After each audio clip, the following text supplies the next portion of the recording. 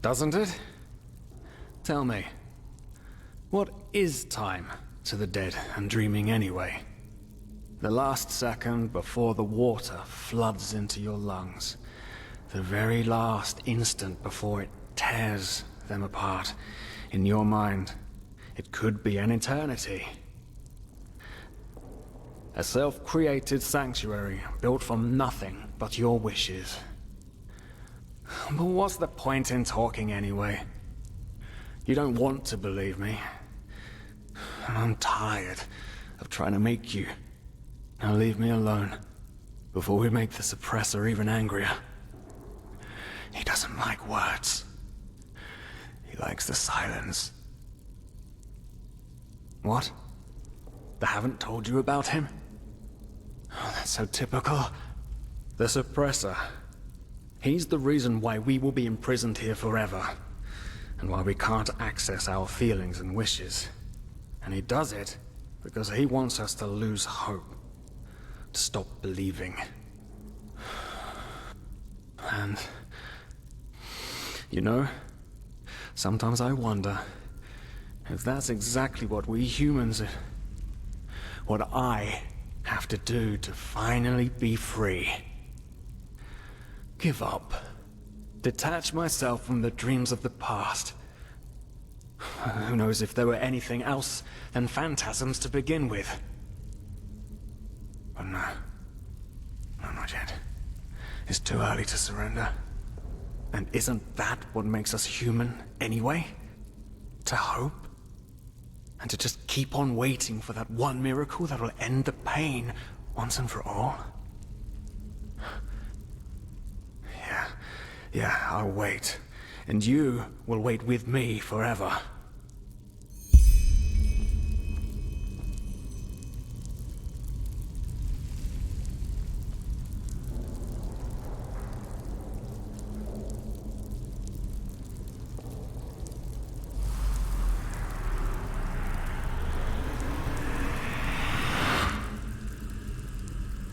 What the? How did you do that? You simply opened it? But that's impossible. All these years it's kept me from escaping, and you just... Come on. We have to look. We have to look and see what's outside. We won't get far, but still we have to see. Come, lead the way.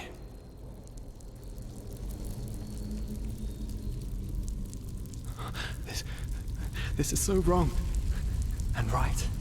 At the same time. I know we can't escape, but to just have a glimpse outside. The suppressor will understand.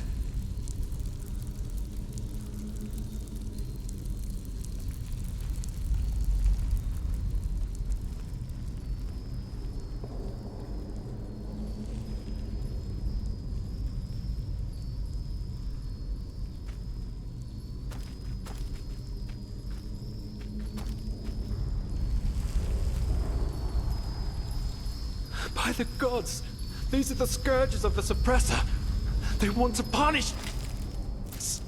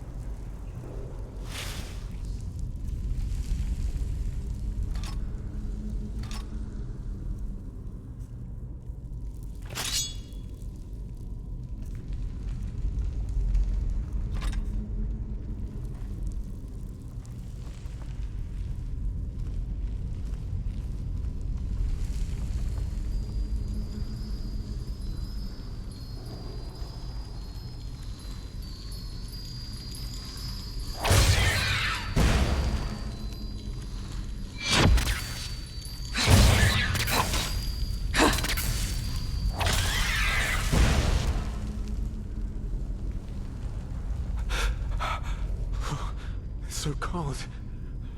Maybe it wasn't such a good idea to go out. After all, I mean, yeah. Yes, the cell is small, but at least it's safe.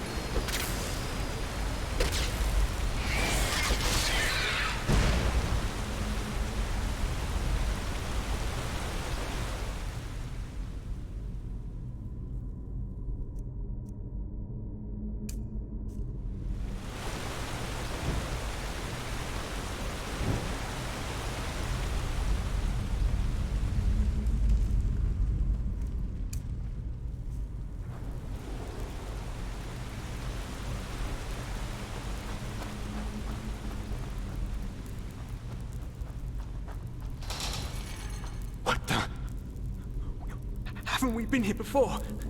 By the gods, everything here looks so similar. It's a damn maze. Oh, really? We should never have left. This will be our doom.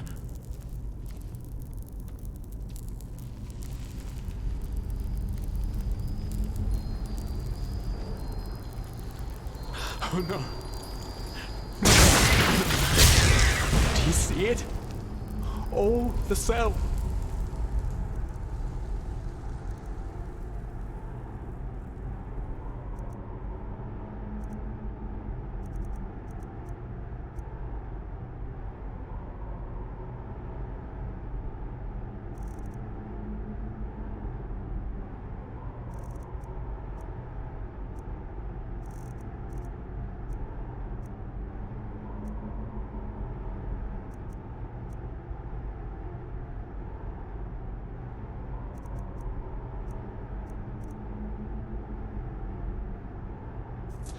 They're all empty, and there's blood. Oh no. There were people in there just like us. They didn't know their place either, and now they're dead.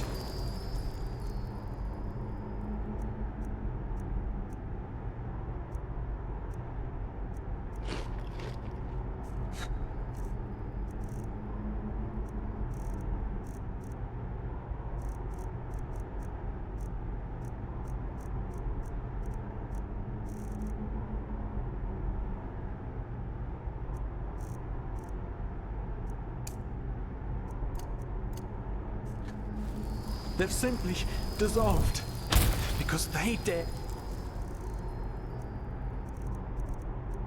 to disobey the suppressor. By the gods, this is what will happen to us too. I knew it was a mistake to leave in the first place. I just knew it.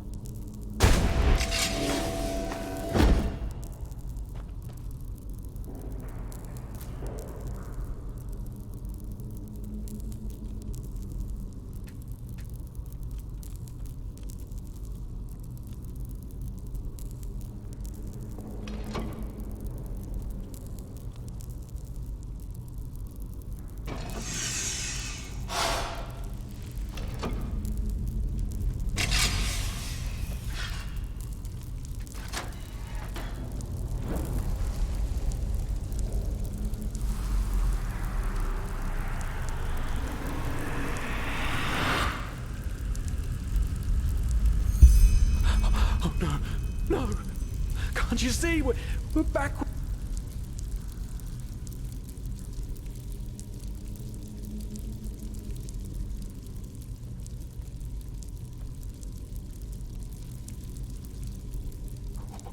What? Leave me alone! The suppressor's punishment. It will be horrible.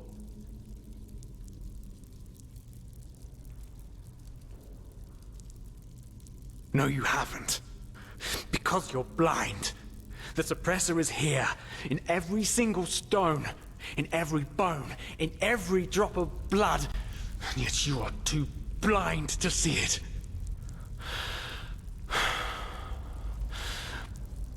But I should have known. I mean, what can you expect from someone who has killed his entire family? I followed you because for a brief moment, you made me want to believe, and now you've dragged me into the abyss along with you. Ugh. Of course I'm a part of you, and you are a part of me. Isn't that obvious? But I should have known you wouldn't understand. You're too weak. You always were. No, there isn't. Just look at us. Look at what we are. We are the damned because we are trapped too deeply in the past. And that's why we do not deserve freedom.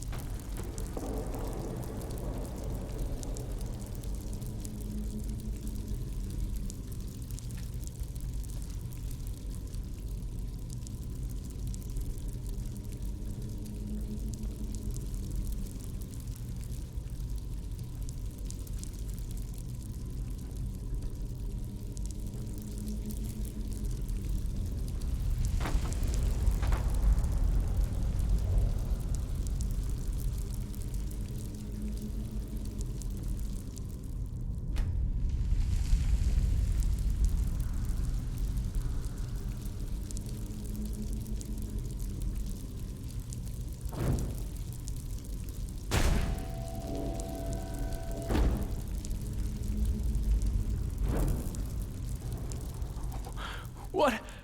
The suppressor's punishment. It will be horrible.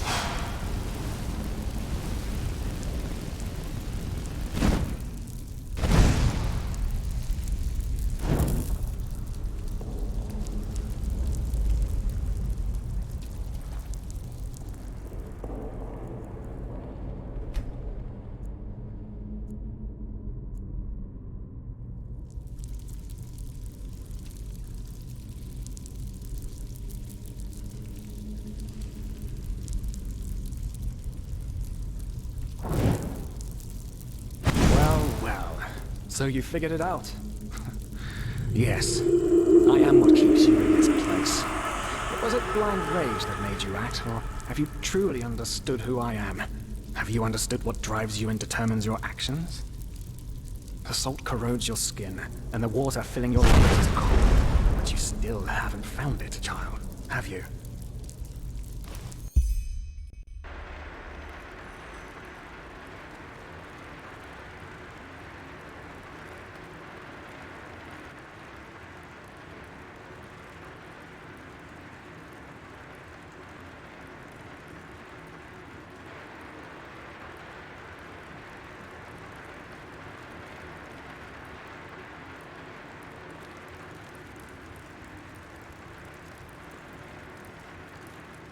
Oh, hey. Good to see you awake. How are you feeling? Good question. The room was empty when I came here. Actually, that's quite weird now that you mention it. The entire temple seemed kind of deserted. Probably a ceremony or something like that. Now, tell me, how are you holding up? I heard this trial's quite the feat. Apparently some of the novices never wake up again. In the temple. The curarium, to be precise. You were brought here when you were traveling with that Ixon guy. I think the others are already awake, but I didn't want to leave you here, so I thought I'd just stay. I mean, hey, you are a keeper of the first sigil now, aren't you? I believe congratulations are in order. Everyone knows about Ixon, and the fact that you're asking this shows how little you actually understood. You're pathetic, you know that? Simply pathetic. I said, you are pathetic. At first, we believed it would be more exciting this time. But now that we've seen the new prophet, our hopes are gone. You're a joke. A nobody who let his only friend kick the bucket. As if you'd ever accept that. You humans are always so damn persistent, aren't you? Why? Why can't you just let go? Because in the end, you are powerless, just as all those before you. And you, prophetess, you are the biggest joke of all. You are nothing but an urchin. A weakling. And a murderer.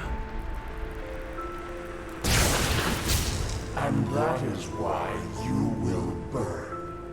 All of you. The cleansing will happen, and there's nothing you can do to stop it.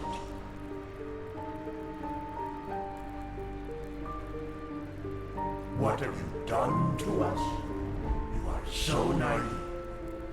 The world is an interplay of cause and effect, and the only logical consequence of your existence is annihilation. That's the way it was, and that's the way it's going to be. But enough of the banter, urchin. We wanted to meet you, and so we did, even though the result is rather sobering. Now wake up. Keep on stumbling through the mist.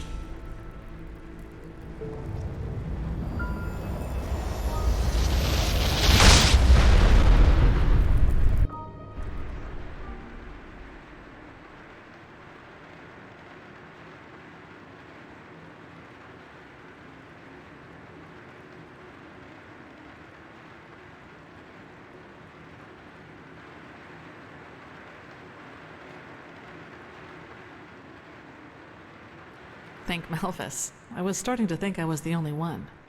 How are you? You look exhausted.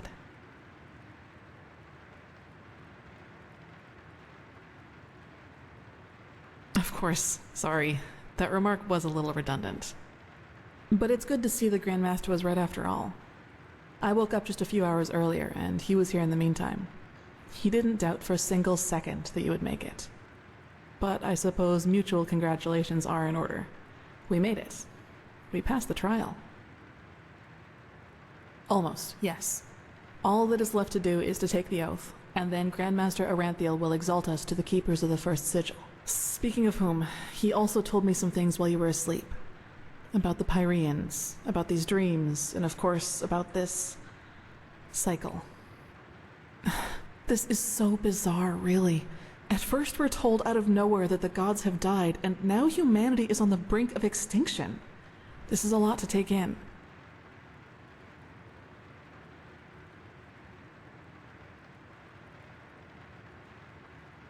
Hard to say. I never had those dreams the Grandmaster talked about, even though I'm magically gifted. But then again, I always had the feeling that the Red Madness was more than an ordinary disease. Well, I suppose all of this explains a lot.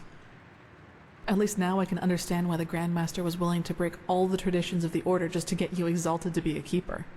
According to him, most of our battle against the cycle will stand or fall with you.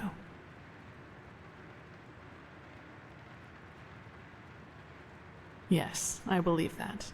It's a great responsibility you've been given, and as impressive as your skills are, I would not want to change places with you. Well, as I said, we both have to take the Holy Oath. You should talk to the Grandmaster as soon as you're ready. He's waiting for you in the Emporium. Right, Dunwar. The apothecary examined him about an hour ago, and it doesn't look good. It's likely that he'll never wake up again.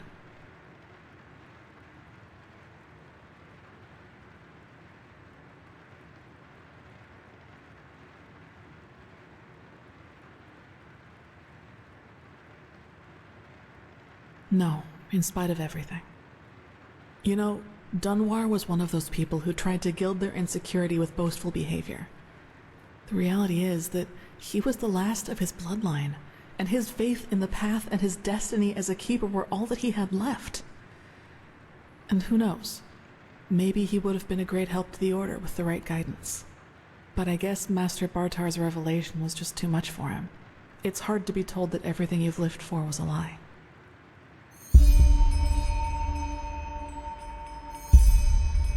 Well, maybe I just don't show it as much. But yes, in a way, you're probably right. I suppose that's mainly due to the fact that to me, as opposed to Dunwar, the Order always stood for an idea. And an idea doesn't die with the one who first thought of it. Funny that the Grandmaster said nearly the same thing during the exaltation. Dunwar would have considered it blasphemy.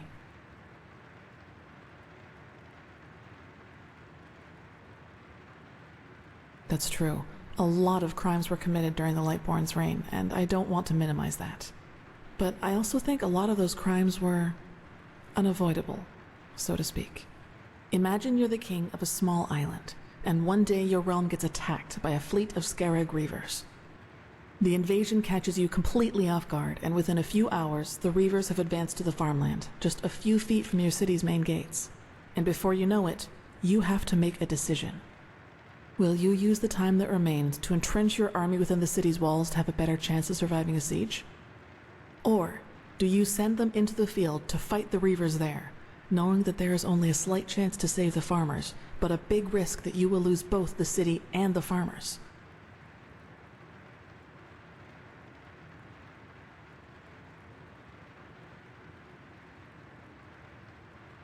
Correct. What I'm trying to say is, it doesn't matter what you do. There will be people who will despise you for your decision. If your attempt to rescue the farmers fails, you will be accused of having acted blindly and idealistically. And if you just stay in the city, they will say you didn't even try. Of course, there's a small chance the foray might work, but should decisions like that really be made as if they were a game of dice? As I said, I don't mean to absolve the Lightborn of their crimes, but I'd wager my left hand that they had a lot of similar decisions to make.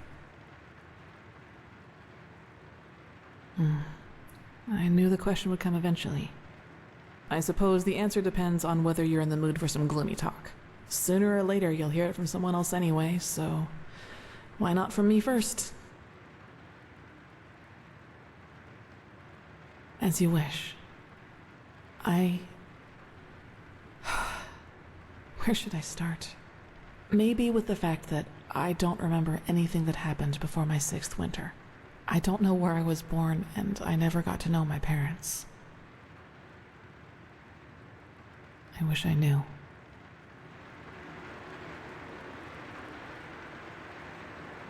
What I do know, though, is that the first memory I have is of waking up in the middle of some village. It was dark, and I felt dizzy and, I don't know, empty? That's probably the best way to describe it. I eventually found the strength to get up and look around, and, well, that's when I realized what was actually going on around me. The entire village. It had been destroyed. There were corpses everywhere. Men, women, children, and the houses had been crushed as if some mad god had rampaged through the streets there. And it had all just happened hours before because the destruction was still fresh. Whatever it was, I didn't have much time to think about it. As soon as I got up, I saw 3 riders coming through the smoke. One of them got off his horse, ran towards one of the corpses, and started screaming something in my direction. Then I felt a blow on the back of my head, and I lost consciousness. By the name of the sun, it's strange to talk about it like this. It's been so long, but the memory feels as if it had happened yesterday.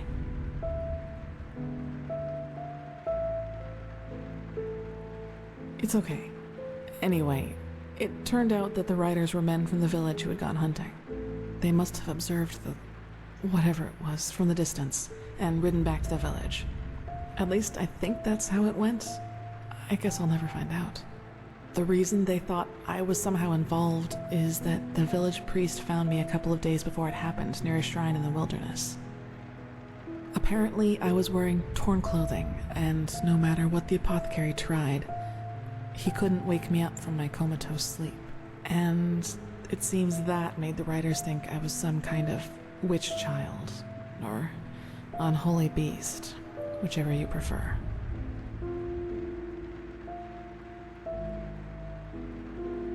For you, maybe. For them, as simple people, it was probably the best explanation they had. And think about it, it's not that far off. A motherless child who neither talks nor breathes steadily is found abandoned on the roadside and has a strange mark on her face. They leave to go hunting, and when they come back, they find their village in ruins with that foundling child being the only survivor. You have to admit, it's not that much of a stretch, even if those men hadn't been superstitious farmers. Probably. Truth be told, I try not to think about it too much. And actually, it doesn't matter, because I somehow managed to get away before they could do anything. I even made it to Ark all by myself, which didn't turn out to be much of an improvement in the end because I was pathless. Yes. Thinking about it now, I actually wonder how I made it through my time down there. But maybe that's one of the advantages of being a child. You don't think. You just act. Still, the winters down there were cruel, and if Master Tyrus hadn't found and taken care of me, I probably wouldn't have made it through my second year. Yes, otherwise I would not be here. He saw me, and he knew what he had to do, is how he put it. Of course, the Order wasn't too happy about a pathless child in the Scuola, just as some aren't happy about you being here. But Tyrus was a highly regarded man, and that's why they let it slide.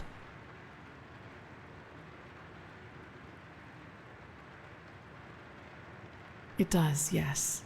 But then, he had lost both his wife and daughter 5 years before he found me, so maybe I was some kind of substitute. I don't know. But in the end, it doesn't matter. I owe him everything. He was a good man, and that's all that matters.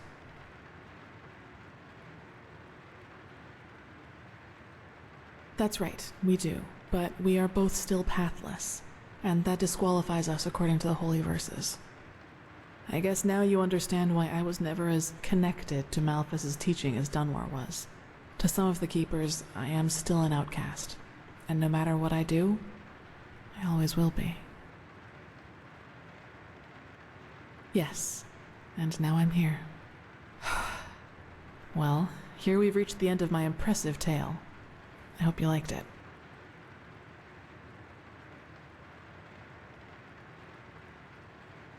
Gone. He was very old, and there was nothing anyone could do about it.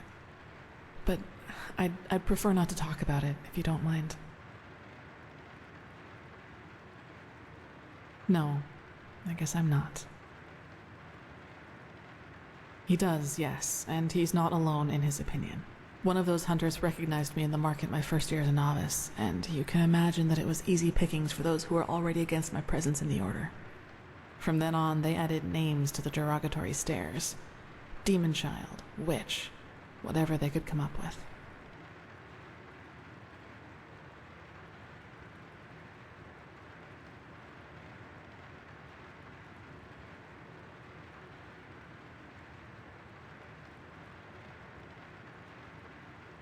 Yes, maybe. You know what's funny? To some extent, I'm glad to be who I am. That way, people just leave me alone, and that gives me more time to focus on what's important, on my goals. Several, but I'd say that's enough of the gloomy stories, don't you think? There will be plenty of time for chatter in the future. Maybe. Yes, all of the Dalmordans fell victim to the great flesh maggot plague of 8215. Actually, it was almost sad to see him running around and boasting about his nobility, though everyone knew that without the help of the Order, he would have probably ended up living in a shack in the Undercity. If you can call that living. You should. It's already late, but if you want, I can show you the most important places in the temple before you go to the Emporium. What do you think? Good. Then get your gear from the chest by your bed and we'll go. You should reclaim your gear before we leave. Okay, let's go.